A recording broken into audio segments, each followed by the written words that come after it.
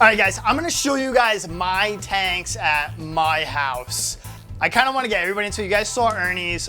Wait until you see Joe and Allie's. They got some pretty impressive one. Now, Joe and Allie know way more about when it says live plants than I do. You know, I always do the artificial, I like it, but in my own personal collection, I have a lot of live plants, and I don't do CO2 injected. Joe and Allie get into all that. If you want to check out some of the stuff, make sure you check out anything they have available at the Seekonk and Wakefield location. But I'm gonna show you some of the old school style that I just love, and being, you know, highly inspired by Oliver Knott and a couple of the other guys that are out there. I just want to kind of show you my tanks at my house. So I live in a very small house. The biggest tank I could get in here was a 150. That was about as much room as I could get, and I'm actually just grateful I was able to get a 150. So this is a 4 foot by 2 foot by 30 inch tall 150 gallon. This actually a support tank on a Planet stands and canopy because I love Planet. I like how sleek looking it looks. I just think it looks awesome.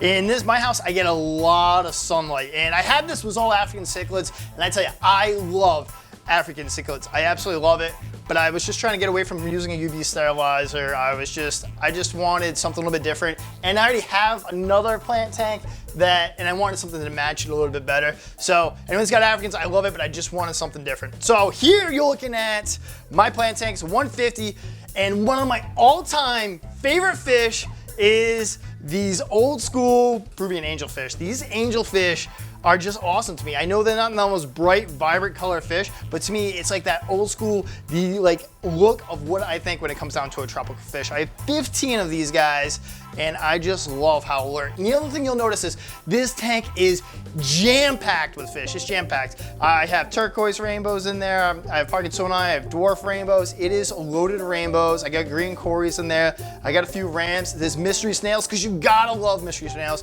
And I have about 3 clown plecos in there as well. All the plants that came in this tank, I got all from my buddy from Dustin, from Dustin's Fish Tanks. Make sure you check him out. All the plants that we get in the store are from him as well, because I just love how well they do, and they do very well underneath artificial lights. You gotta be careful when you get plants, because some lights just don't grow to artificial lights, and I do very, very well with his plants underneath those lighting systems. So in this, you see a lot of crypts in the sand. Not a lot of plants are gonna grow in the sands. Crypts, I've had unbelievable luck with. The dwarf tiger lotuses, I've done really well with. I love the reds, the contrast they give out on it, especially when you're seeing those against the rainbows, against the Colombian redfin tentras and the dwarf rainbows. There's Java fern in there, Bibotus, all sorts of different types of plants that would grow on the actual woods and the rocks that wouldn't grow in the sand. And I just love that overall look. This is actually the tank I really wanted to show you guys. Reason being is it's a desktop tank. You know, this is just on my counter. It's right here in my kitchen, and it's all live plants, but it is thinking outside the box. One of the people I was very highly inspired after meeting him is Tanner from Serpent Designs. And I got to talk to Tanner, and I tell you, that kid, he gave me such awesome advice and everything else, and I went really diehard after that. So this is a Planet 21.5 Peninsula, and this was one of the first ones I ever bought. Actually, this was the first one I ever bought. I took it home and I wanted to try it out for myself, see how it worked out. And I've been loving this tank. This is all plants aside, no CO2 injected, all small fish, black neons, normal neons, bleeding heart tetras, super simple, based strictly on tetras, a few cories, mystery snails.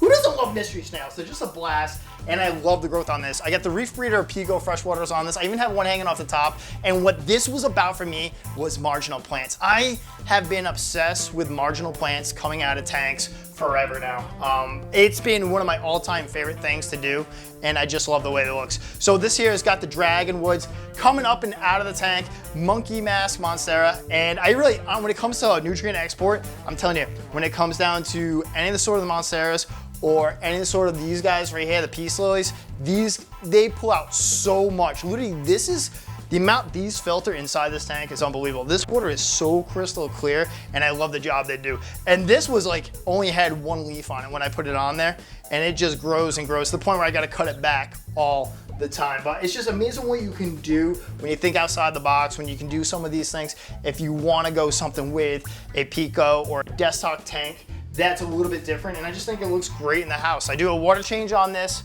bi-weekly, very same thing, dose it every other day, and it stays for the most part pretty clean. I mean, we just give it a scrape down, go through a little bit of cleaning, but I love the way it looks, and if you ever wanted to get into any sort of the nano tanks, the 20 gallons or anything like that, or even any of the all-in-one tanks, think about trying to do this. You can get any of these plants here at your local Home Depot. You just got to go through, you got to clean them up.